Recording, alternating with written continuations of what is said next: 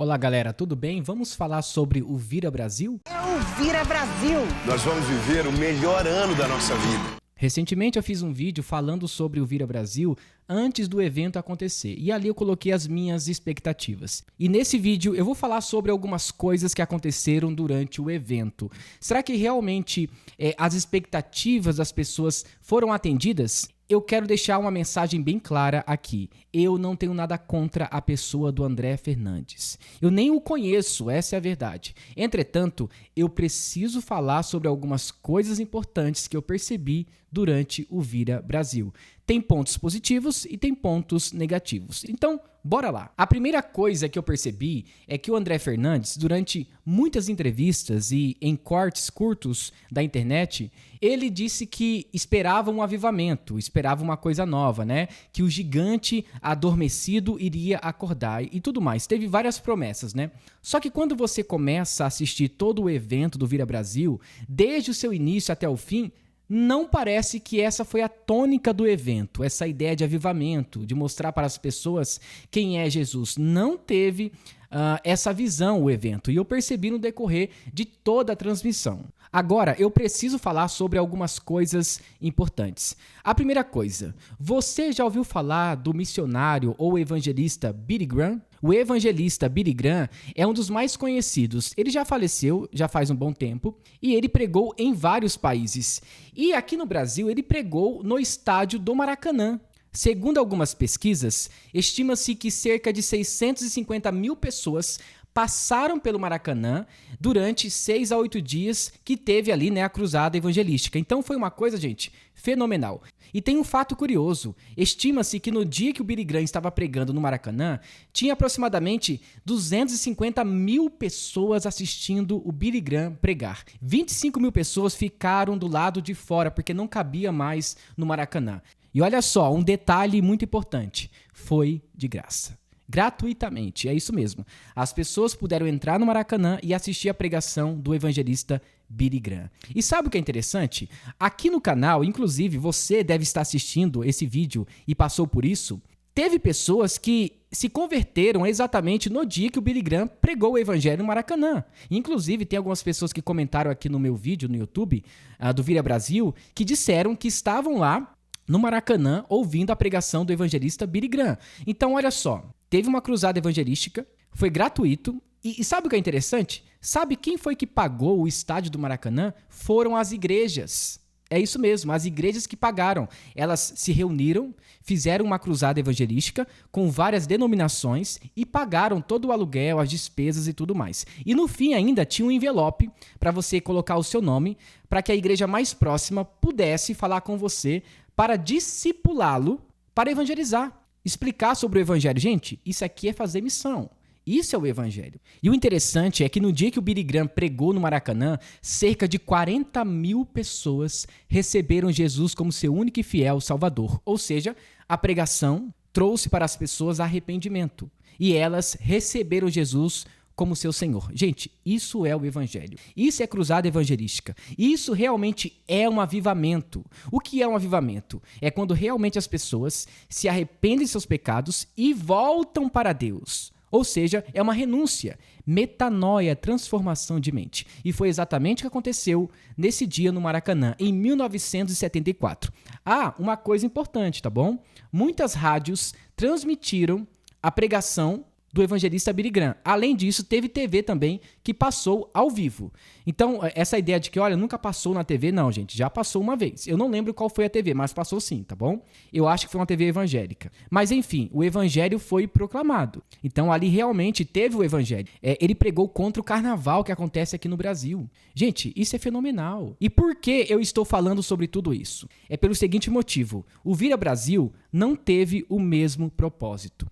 Se você perceber, só teve entretenimento. Mas enfim, eu vou falar sobre isso. Entretanto, eu não posso ser cego. Eu preciso falar exatamente o que teve de bom. E teve coisas boas, sim. Mas antes disso, deixa eu ler um texto para vocês entenderem por que eu estou falando sobre esse assunto.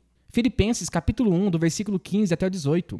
É verdade que alguns pregam a Cristo por inveja e rivalidade, mas outros o fazem de boa vontade. Estes os fazem por amor, sabendo que aqui me encontro para a defesa do evangelho. Aqueles que pregam a Cristo por ambição egoísta, sem sinceridade, pensando que podem tornar mais difíceis as minhas algemas. Mas que importa? O importante é que, de qualquer forma, seja por motivos falsos ou verdadeiros, Cristo, guarde isso no seu coração, tá? Cristo está sendo pregado. E por isso me alegro. De fato, continuarei a alegrar-me. Então, Paulo, quando ele estava preso em Roma, e ele escreve essa carta aos Filipenses, ele fala que mesmo estando preso, ele estava se alegrando com as boas obras, ou seja, o bom testemunho das igrejas que ele estava ali se comunicando. E os filipenses ajudaram bastante Paulo, inclusive enviando uma pessoa para ajudá-lo, e Paulo estava alegre por isso.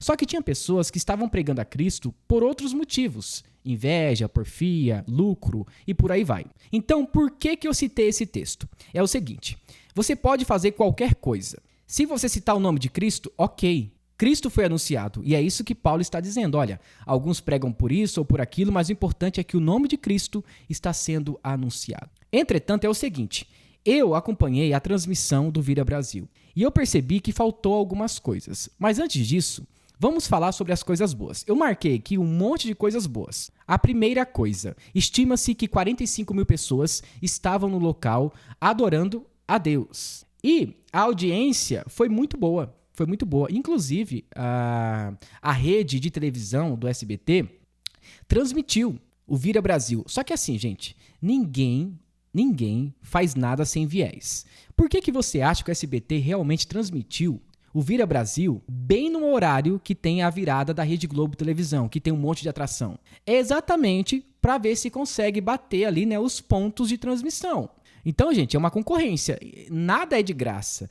Eu vou aqui deixar você transmitir gratuitamente. Não é bem assim que funciona. Olha, nós vamos transmitir de graça, né? Todo mundo vai assistir. Gente, no fundo, sempre tem aquela briguinha, né, de audiência. Não, hoje a gente vai conseguir bater a Globo. Então, tem um viés por detrás. Entretanto, a audiência foi muito boa. Muita gente assistiu o Vira Brasil e esse é um ponto positivo. A segunda coisa é a questão dos louvores. Eu não estou apoiando os louvores que foram cantados lá, tá bom? Porque eu vi que tem muitas músicas que foram cantadas lá que eram egocêntricas, ou seja, que falavam apenas do homem, né? O desejo do homem, aquilo que ele quer. Entretanto, realmente teve bandas que cantaram as escrituras. Sim, cantaram a Bíblia. Eu vi muitas canções que estavam exaltando a Deus. E isso é muito importante. Entretanto, para o público que está assistindo, não sabe diferenciar, né, o que é um louvor genuíno e o que é uma música egocêntrica. O público que está assistindo não consegue diferenciar. Entretanto, eu percebi que teve alguns louvores que eram egocêntricos. Então, conseguiu agradar o paladar de todos, né? Teve vários gêneros musicais ali. A outra coisa interessante é que teve muitos cantores, né? Fernandinho, Aline Barros, vários, Morada, né? E todo mundo, né, do meio gospel conhece um deles. E isso chamou a atenção do público evangélico. Então, o que acontece? Se eu gosto de tal cantor, eu vou ficar na TV para assistir esse cantor. Eles conseguiram pescar a audiência. E isso é muito importante. Outra coisa é referente à filmagem e áudio. Gente, ficou sensacional a transmissão do Vira Brasil. É claro que eles investiram uma grana ali, gente, absurda. Eu nem sei quanto que foi esse aluguel do Allianz Parque. Foi uma coisa assim, glamorizada, fora do padrão que nós conhecemos, né? Deve ser mais de milhões, com certeza. Então, a filmagem e o áudio ficaram bons demais. Você conseguia assistir assim, parecia tipo uma transmissão do Rock in Rio. Eu não sei se foi a pegada do Rock in Rio, né? Mas até a forma da câmera ir e voltar tinha uma pegada meio Rock in Rio. Mas enfim, ficou muito bom a transmissão. E o áudio também ficou muito bom. As bandas a gente conseguiu ouvir muito bem. E é um ponto positivo, tá? E teve uma jogada do André Fernandes que foi sensacional, porque ele conseguiu prender o público que assistia às transmissões da Rede Globo no SBT. Porque na virada de ano da Rede Globo, a Anitta estava tocando e cantando músicas com apologia, você já sabe, né? E ele conseguiu, de um certo modo, pegar um pouco essa audiência, né? E apresentar o evangelho. Eu já vou falar sobre isso. Então, esses são os pontos positivos. Agora, vamos falar sobre os pontos negativos. Você conhece aquele filme O Amor é Cego? Que um rapaz, ele se apaixona por uma mulher que todo mundo olha pra ela e ela é obesa. Entretanto, nos seus olhos, ou seja, através da sua visão, ela é magra e é muito bonita. E tem uma parte do filme de um coach que é muito interessante. O nome dele é Tony Robbins. É um dos mais conhecidos nos Estados Unidos. E eles estão ali, né, no elevador que deu problema ali, e ele começa a falar algumas coisas e convence aquele homem que a partir daquele momento ele iria olhar para as mulheres de uma forma totalmente diferente, olhar apenas a beleza interior. A partir de agora, sempre que você conhecer uma pessoa, só vai ver o que há no interior dela. Então vai reagir àquilo, porque aquilo, meu amigo, é onde está a verdadeira beleza. E essa cena é muito marcante porque o Tony Robbins, ele tá vivo ainda, tá? Ele consegue convencer que a realidade dele não é aquilo que ele imagina. Então, por que eu estou falando sobre isso? Porque Tony Robbins também, ele é um coach.